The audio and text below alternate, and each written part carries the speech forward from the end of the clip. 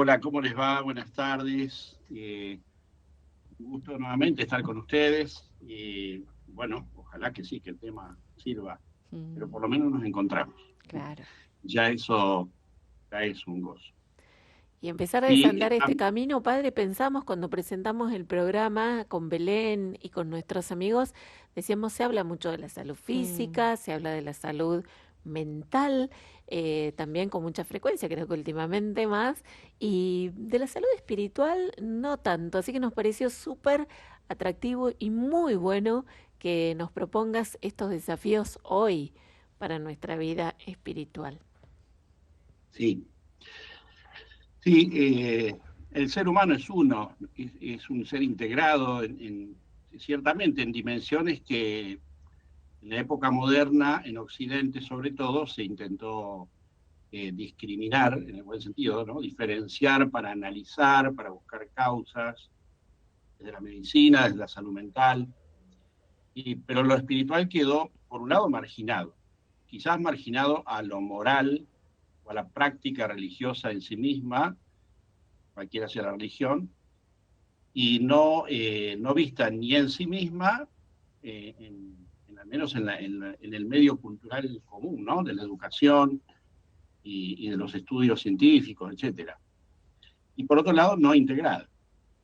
Es decir, lo espiritual, vuelvo a repetir, sería una práctica de dudosa autenticidad, más bien visto como una fuga, más bien visto como una evasión de la realidad, o una respuesta meramente desde lo religioso, filosófico, pero sin sustento científico. Hoy las cosas no se ven tan así, gracias a Dios, me parece que es un avance, quizás a la fuerza, ¿no? De tanto fracaso de los intentos megalómanos del ser humano, de autosuficientes, que llevan a, bueno, lo que han llevado, crisis, guerras, catástrofes provocadas por los seres humanos, desencuentros permanentes. No hay sistema que logre encauzar, ¿no? Este misterio del ser humano que una y otra vez se escapa a los cánones de la ciencia y de las disciplinas bueno, que normalmente regulan nuestra vida, la política, la vida civil, etcétera. Quizá la palabra salud también sea engañosa en un primer instante si lo tomamos como, bueno, esto va a ser una especie de curso o de taller para considerar problemáticas solamente como una disfuncionalidad. El espíritu está disfuncional, entonces, bueno, vamos a ver qué enfermedades hay, qué problemas se suscitan. Y si bien algo de eso hay, el término desafío intenta no caer en esta trampa. No vamos a hacer diagnósticos, ni mucho menos pronósticos y recetas o fórmulas, sino el desafío de plantearnos, de pensarnos desde lo espiritual, cómo estamos afectados y cuánto de esta afectación, si cabe el término, influye en el resto de las dimensiones de la vida, ¿no? En lo psíquico, en lo físico y sobre todo en lo social, o lo psicosocial, si ustedes quieren, que es un término también muy usual. Salud ya en las escrituras, en nuestra mirada cristiana, no significa ausencia de enfermedad. La salud significa plenitud. Y de muchos años atrás, incluso la mirada de la salud pública tenía en cuenta este aspecto, ¿no? La plenitud, la búsqueda de un bienestar, por eso existían los ministerios de bienestar social, si la salud vista como el estado normal hacia algo que nosotros busquemos, que deseemos, y que por lo tanto tiene ausencia de grandes conflictivas o grandes enfermedades. Bíblicamente, además, la salud significa salvación. Es decir, la salus era propiamente la salvación, no vista como una salvación, bueno, el salvavidas, digamos, que nos salva de nuestros propios pecados y Dios nos tira ese salvavidas y salimos a flote, sino el vivir el reino de Dios, en palabras propias de la predicación de Jesucristo, vivir el reino de Dios, el llamado del Evangelio, abrazar, ¿no? Esta vida en comunión con Dios que Jesús nos viene a traer y que es la, entre comillas, única garantía, ¿no?, que tenemos de una verdadera salvación.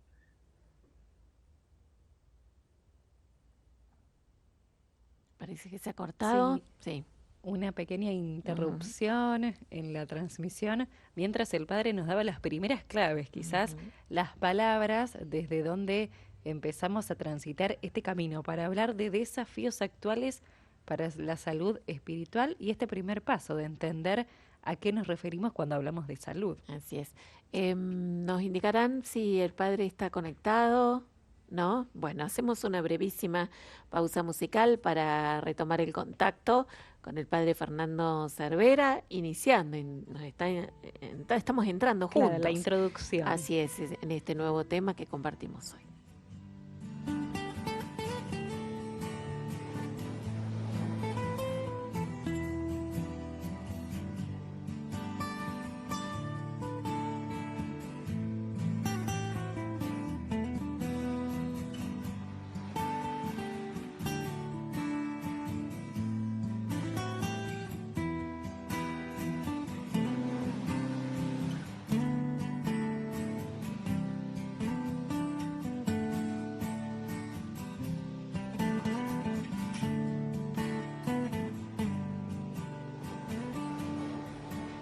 Allí estamos retomado el contacto, se había cortado un poquito, padre, recién cuando nos estabas hablando acerca de, bueno, la verdadera salvación que obtenemos, por supuesto, en nuestro Señor, en Jesús, y ahí se nos fue la señal y no te escuchamos más. Bien, alguien que se aburrió cortó la señal y listo, ¿no? No, no. No, decíamos eh, que bíblicamente la salvación, la salus, es la ujú. salvación, y que implica el abrazo del programa de vida, si se quiere, el proyecto, el plan de salvación, el reino de Dios que Jesús nos trae. Por lo tanto, no apunta tanto a evitar enfermedades, digamos, o males, sino más bien vivir plenamente la vida del Evangelio. Bueno, algo de eso, lo espiritual, implica plenamente, ¿no? No hay religión sin vida espiritual en el sentido de que no se encarna, sino es a través de lo espiritual. Puedo tener prácticas religiosas, puedo tener pensamientos filosóficos muy elevados, pero si no se encarnan en la vida diaria y en nuestro modo de sentir, de pensar, no termina de ser vivenciado. Mm. Eso es un problema, digamos, de nuestra vida religiosa, de nuestra vida cristiana. Creo que todos más o menos somos al menos un tanto conscientes de ello.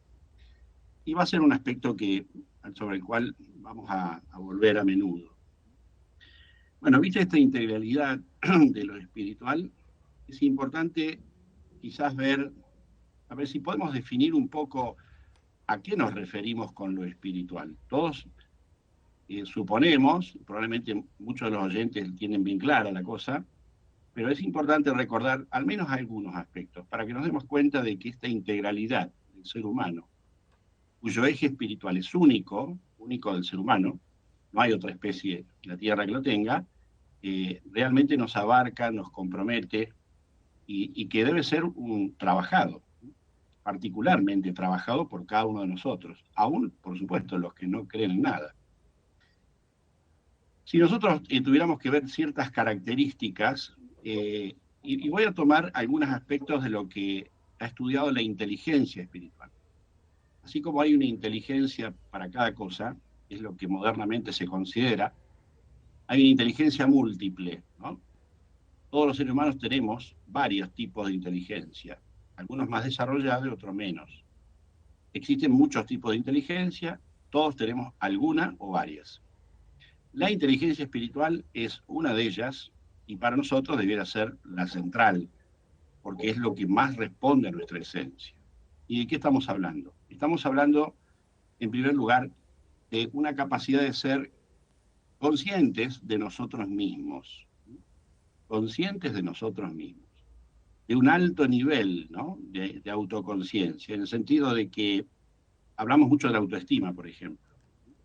Bueno, esa autoestima tiene que estar de alguna manera engarzada con una conciencia de que somos valiosos, de que tenemos capacidades, talentos diversos y de que debemos estar plenamente confiados.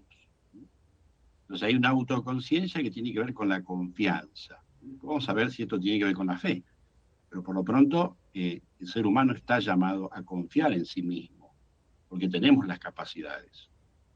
Para eso tenemos que ser flexibles. No podemos tener rigideces. La rigidez, tanto en lo psicológico como en lo espiritual, termina siendo una trampa a veces mortal, en el sentido de que empobrece la vida espiritual y la vida psíquica también. Todo tipo de rigidez, no importa de qué tendencia o hacia qué. Cuando intentamos sostener algo y no lo movemos, y pensemos un poco en la pereza, ¿no? Pereza mental, pereza espiritual. Estamos muy cómodos y asentados en 2 o 3 prácticas, 2 o 3 creencias, 2 o 3 ideas. Esto es así, bueno. El fundamentalismo y el fatalismo se basan un poco en esta inflexibilidad, ¿no? Y yo diría cierta pereza espiritual. Otro signo de esta vida espiritual a la cual queremos referirnos, trabajar, es la capacidad de afrontar y trascender el dolor y el sufrimiento. Afrontar, aceptar dolor, sufrimiento, no solamente los más dolorosos, digamos, los que son más traumáticos, sino los simples de la vida. Los sufrimientos que implican una decisión, por ejemplo, una elección o algo inevitable. La aceptación y la trascendencia de ellos. Somos más que nuestros sufrimientos, somos más que el dolor. Tenemos derecho y somos capaces de vivir más allá de ellos. Otra importante es la creatividad, ¿no? La creatividad de la iniciativa propia, de la posibilidad de desarrollar proyectos.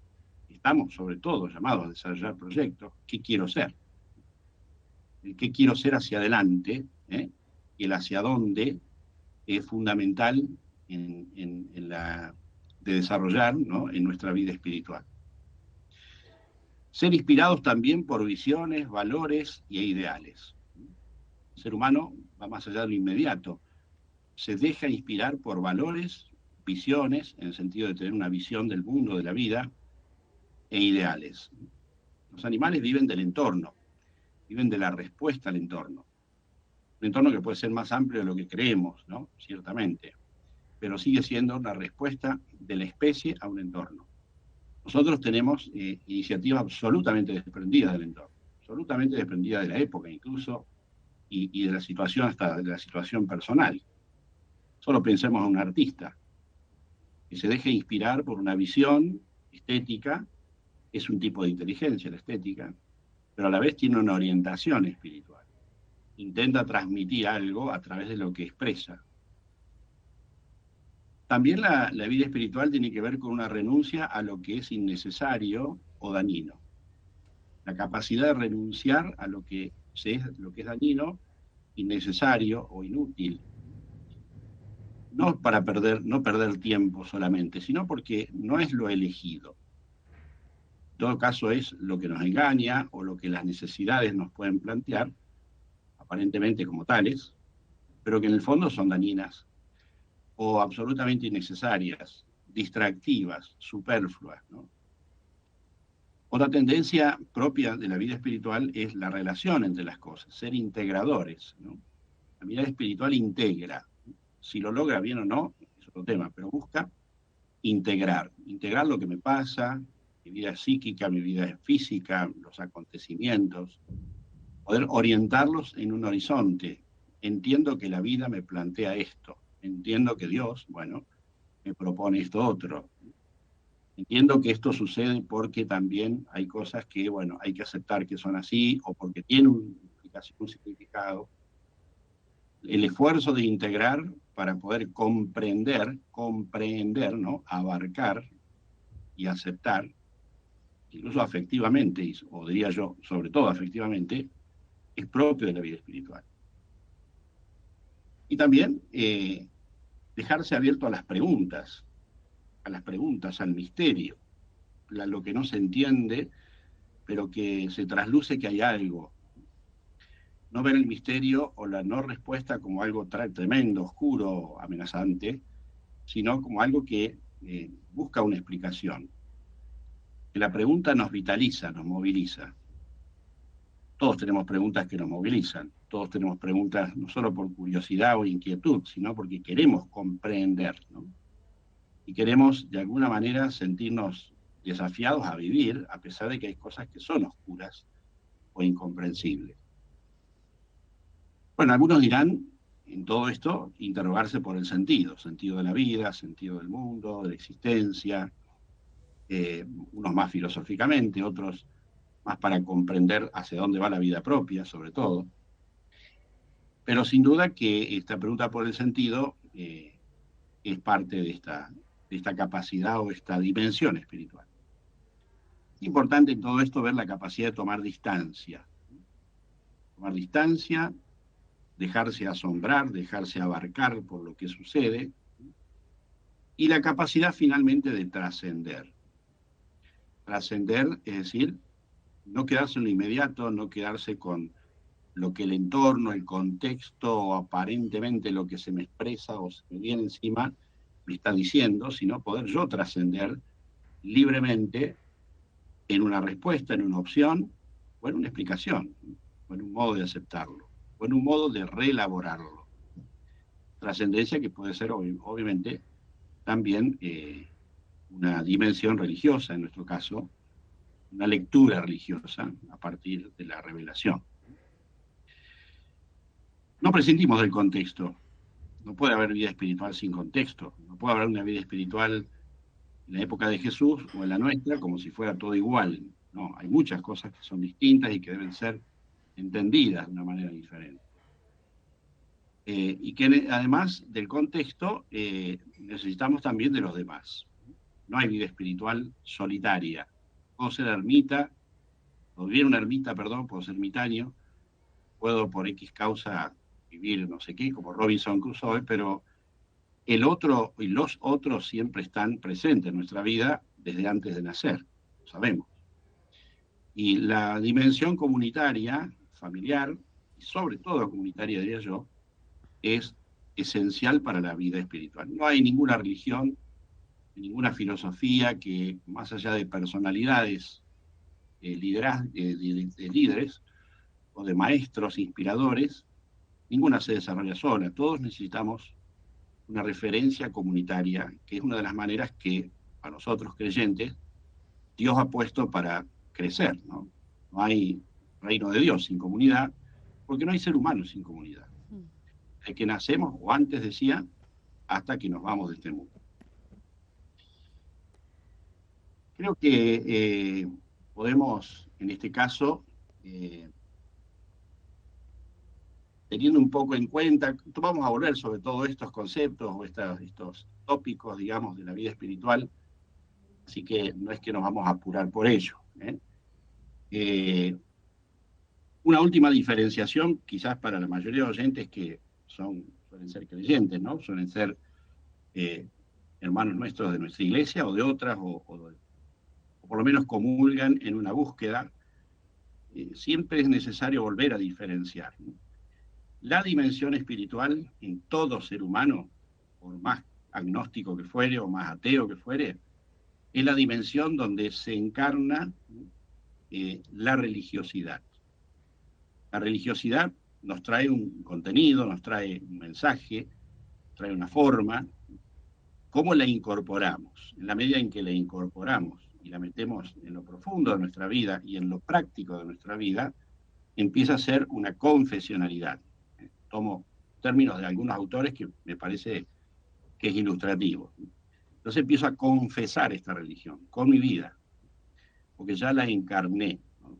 Más allá de que lo que encarno no abarca todo lo que la religiosidad o la religión me dice, pero bueno, está expresado en mi vida. Y esta confesionalidad apela a una interioridad que también nos sobrepasa.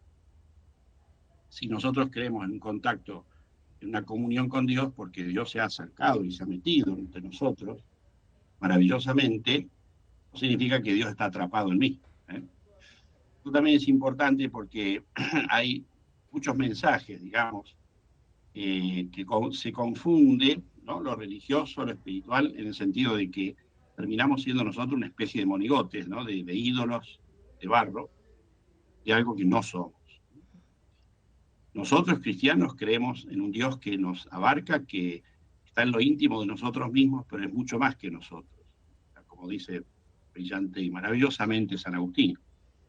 Por lo tanto, no se trata de creerse Dios, no se trata de creerse Superman o Mujeres Maravillas, digamos, sino seres frágiles como somos y a la vez sublimes, ¿no? Plenos, sin dejar de ser frágiles. La vida espiritual es la que puede lograr eso, que más allá de nuestras limitaciones físicas y psíquicas, esto está presente para todos. Y eso también es muy importante si queremos hablar de salud espiritual. No es un estado, digamos, donde no existe más nada, como decían los antiguos, la antigua escuela filosófica, la ataraxia, es decir, no había ningún problema, nada que nos movilice, entonces uno está bien. No. Nos moviliza igual que a cualquier ser humano, todo lo que nos movilice, pero en nuestra dimensión espiritual podemos vivirlo, trabajarlo, trascenderlo, darle una fuerza y un significado. Creo que cualquiera de los santos muy bien nos pueden ilustrar esto que acabo de decir, que más allá de las características y limitaciones o lo que queramos ver, lo espiritual nos eleva, porque lo que intentamos vivir es algo que nos trasciende. Y vuelvo a repetir, nuestra fe cristiana es un don de Dios que nos abarca y nos lleva adelante y nos acepta como somos. Bueno, creo que podría ser un buen momento para que los oyentes puedan hacer y nosotros podamos hacer una pausa y quizás ver alguna pregunta que dejo. ¿Qué problemas, ¿no? ¿Qué problemas sentimos como algo que nos abarca espiritualmente, que nos problematiza, valga la redundancia, y de alguna manera, no digo que nos enferma, pero sí nos pone en conflictos, ¿no? Abarcan lo espiritual. No importa la raíz. Si dice, no, tengo un problema de salud, tengo un problema psicológico, pero veo que esto en mi vida espiritual me afecta. Claro. O creemos que son problemas espirituales. Claro. Creo que tengo un problema espiritual que necesito poder solucionar. Leo la palabra todos los días, ¿no? Y rezo, pero por ahí me cuesta concentrarme, ¿no? Tener por ahí un diálogo más profundo con Dios. Porque por ahí veo que, ¿no? que me cuesta poner en práctica, por ahí a veces lo que propone el Evangelio, ¿no? También rezar el rosario, es como que a veces me pasa que me duermo, ¿no? Cuando rezo la coronilla. Pero bueno, por ahí tengo que reforzar en eso, ¿no? Me estoy dando cuenta. Bueno, muy interesante lo que está diciendo el Padre. Un abrazo, Gonzalo de Mar del Plata. Hola Padre, buenos días, queridos hermanos en la fe. Bueno, soy Liliana de Salta y mi problema espiritual está en que no sé si estaré en lo cierto, pero no me puedo concentrar mucho en las oraciones. Y cuando me concentro, bueno, de 10, pero después siento como que estoy lejana, mis oraciones están lejanas de Dios. Y siento que me percibe un espíritu maligno de la cual no estoy liberada, de ese espíritu que me hace retroceder, adelanto un paso y retrocedo 5. Y bueno, ese es uno de mis temas. Gracias, saludo atentamente. Gracias.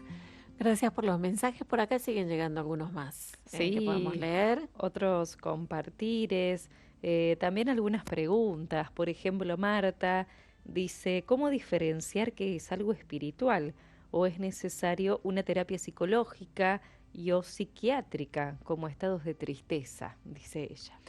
Bueno, Gabriela de Córdoba dice que hoy se le presenta el desafío de realizar los ejercicios ignacianos en su vida cotidiana. Y también por acá llega otro mensaje. Dice, mi pregunta es, yo perdí un bebé cuando tenía 1 mes de gestación y estaba depresiva. No hice el duelo debido y hoy me torturo porque no me puse triste. Bueno, ahí llega el mensajito de nuestra amiga. Bueno, distintas experiencias, padre, que van llegando en torno a la pregunta que compartías y que nos dejabas para pensar, para reflexionar. Bien, a ver si logro diferenciar un poco las distintas inquietudes. Sí. Primero, creo que la dificultad de meternos adentro, o sea, una oración más sentida, como decimos comúnmente, más meditada, más concentrada, la tenemos porque vivimos en un mundo poblado de imágenes, de mensajes, que nos cuesta meternos adentro. Vivimos muy en el hacia afuera y nuestra vida íntima está puesta en las pantallas. Entonces todo se expresa a través de las redes, de los medios. Entonces como que pareciera que para ver lo interior hay que vaciarse y tirárselo a la pantalla. Y no resolverlo por nosotros mismos. No solo resolverlo, sino no sentirlo verdaderamente, ¿no? No vivirlo, experimentarlo. Y a veces como que da miedo eso. Entonces inconscientemente ese miedo actúa en esta fiaca, digamos, en este costar entrar en la oración, en la meditación. Generalmente ponemos excusas también inconscientemente para no estar en este momento de soledad. Pero la nuestra es una soledad acompañada, es decir, nosotros estamos para escuchar, no para revolver el interior, digamos, ¿no? Como quien mete el dedo en un celeche, ¿no? Sino estamos para escucharnos y escuchar a través de lo que sentimos al Dios que nos habla. Y para eso tenemos la palabra, ¿no? Además de las devociones, que también ayudan, obviamente, porque nos hacemos presente, por ejemplo, el caso del Rosario, que se mencionaba, nos hacemos presente a María, nos hacemos presente a un santo en una novena. Dios nos habla a través de todas las formas que nos hagan bien. Pero la palabra está expresada justamente para acompañarnos, en sentido amplio de la palabra, ¿no? En sentido fuerte, y enriquecernos, alimentarnos. Entonces no temamos acercarnos al pan de Dios. No temamos acercarnos y meternos en nosotros mismos. Puede que algunas cosas nos resulten resistentes, otras dolorosas, otras de mucho gozo, de mucha consolación. Entonces no nos privemos de esa riqueza. Lo que vivimos hacia afuera es nada, en general, si no lo hacemos desde adentro. Si vamos a vivir para rebotar, reaccionar, responder a los demás, demandas, estímulos y percepciones, digamos, nos vaciamos y nos olvidamos de quiénes somos. Y no ponemos en la vida lo que verdaderamente somos. Eso por un lado. Por otro, me parece que la inquietud es, bueno, los síntomas de dolencias psíquicas que son recurrentes. Cuando son recurrentes y se repiten, bueno, tenemos que posiblemente pedir una ayuda, no necesariamente es porque estamos muy mal, sino porque necesitamos salir de esta dificultad. ¿Se puede afrontar espiritualmente eso también? Por supuesto, pero no necesariamente para sanarlo en un sentido médico de la palabra, sino en encauzarlo, darle un sentido, darle un horizonte, quizás quitarle poder, quitarle importancia a cosas que tenemos que aprender a sobrellevar, soportar, querernos a nosotros mismos para hacer nuestro proyecto de vida. Si es que lo tenemos, claro, y si no, buscarlo, claro, nunca es tarde. Y están las vivencias que nos han marcado, ¿no? La pérdida, como decía, de un bebé o la pérdida de un ser querido, bueno, que no nos pase al menos tan dolorosamente o trágicamente. Los duelos son parte también, nuestra vida espiritual también abarca los duelos, obviamente. Y el duelo es un proceso, por un lado psicológico, pero también espiritual. Lo espiritual, en este caso, es vivirlo con Cristo, en nuestro caso cristiano, con Cristo que está en la pasión, con Cristo que también ha vivido sus duelos. El duelo es un proceso normal y hasta sano poder hacerlo. Uno a veces cree que no lo ha hecho o que lo viene negando, o viene negando lo doloroso del duelo, si cabe esta expresión, lo que nos lastima, digamos, de ese duelo. Puede que eso necesite una ayuda profesional, puede ser. Puede que eso necesite, sobre todo, un encuentro con Dios seguro, en el sentido de dejarnos acompañar, como decía, por Cristo o por María, si ustedes quieren, que ha vivido su duelo. Entonces la vida espiritual nos permite esta dimensión de sentirnos acompañados, como decimos comúnmente, bendecidos, en el sentido de que hay alguien que nos dice que somos más, ¿no? Bien dice, ¿no? Bien dice de nosotros, de que somos más que nuestro duelo, nuestro dolor, y lo necesitamos. Si nos vienen de otras personas, que sería maravilloso, mucho mejor, y probablemente lo tenemos. Si lo tenemos en el íntimo del corazón, en un contacto, en un encuentro con Dios, mejor también. Entonces, es un proceso espiritual que a veces necesita una ayuda también psicológica, terapéutica, porque se han jugado mecanismos de defensa que no es tan fácil empezar a ponerlos, a flexibilizar. Uno de ellos es negar, sentirse indiferente frente a algo que me da culpa, porque cómo puede ser que yo no sienta esto, y la culpa es una alarma, pero no es consejera. Entonces, bueno, si necesito ayuda, bienvenido sea. Que lo puedo encarar espiritualmente, también. Creo que abarqué las preguntas, me parece. Sí. Llegan más, padre, pero si querés podés, si tenés algo más para ampliar, y después podemos acercar Un par de cositas y después vamos sí. a las inquietudes de los oyentes, que siempre es importante. Algo que nos... sobre todo esto que vamos diciendo, de alguna manera va a volver, porque estamos haciendo una introducción muy general y estas cosas se vuelven a tocar. Una importante cuestión que tenemos con esto de la vida espiritual y de la salud espiritual es no tener a Dios como farmacéutico ni como enfermero de emergencia. Si Dios no está para curarnos. La salud espiritual no tiene que ver, vuelvo a repetir, como dijimos al principio, con una emergencia médica. Entonces, parece que Dios tiene, en definitiva, la culpa de muchas cosas porque no me da bolilla, no atiende a mis gemidos, como dice el Salmo, y entonces tenemos una visión de un Dios que es indiferente, es una especie de arquitecto, ¿no? Como dicen algunas filosofías por ahí, y no ese Padre que habla Jesucristo. Y al cual Jesucristo mismo, en el momento, como todos sabemos, en el momento culminante de la pasión, dijo: Dios mío, ¿por qué me has abandonado?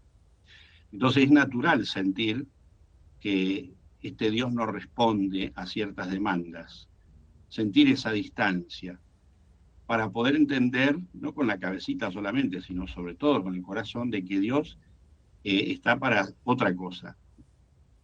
Nos acompaña aún en los dolores más trágicos, nos abre puertas permanentemente, nos ofrece posibilidades, empezando por todas las que creó en el mundo, ¿no? Pero no viene a ser un calmante, no viene a ser esta droga calmante que hoy recurrimos, dicho sea de paso, con bastante frecuencia. Ese es un Dios al que le pedimos esto, es el Dios autoritario, el Dios con minúscula, por supuesto, que vuelvo a repetir, no es el Padre de nuestro Señor Jesucristo, que nos da la libertad, que nos acompaña, pero siempre desde nuestra decisión libre. Porque aún el dolor que nosotros no provocamos, aún las situaciones que no provocamos, necesitan de nuestra aceptación, necesitan que nosotros nos paremos frente a ella. Vamos a poner el ejemplo más claro: si usted tiene una enfermedad y va a un médico, a la mejor clínica, al mejor médico, pero si usted no quiere no quiere sanar, digamos, no quiere encarar el tratamiento, no se va a curar, por más bueno que sea el médico. Y lo psíquico también, ¿no? Si no tenemos un deseo de salir adelante, sabiendo que esto nos implica, claro, un trabajo, no vamos a salir adelante. Entonces, bueno, no salgo adelante, que es culpa del psicólogo, del psiquiatra, del médico, del brujo, de quien sea, cuando en realidad no hemos aceptado, no lo encaramos, a veces por soberbia.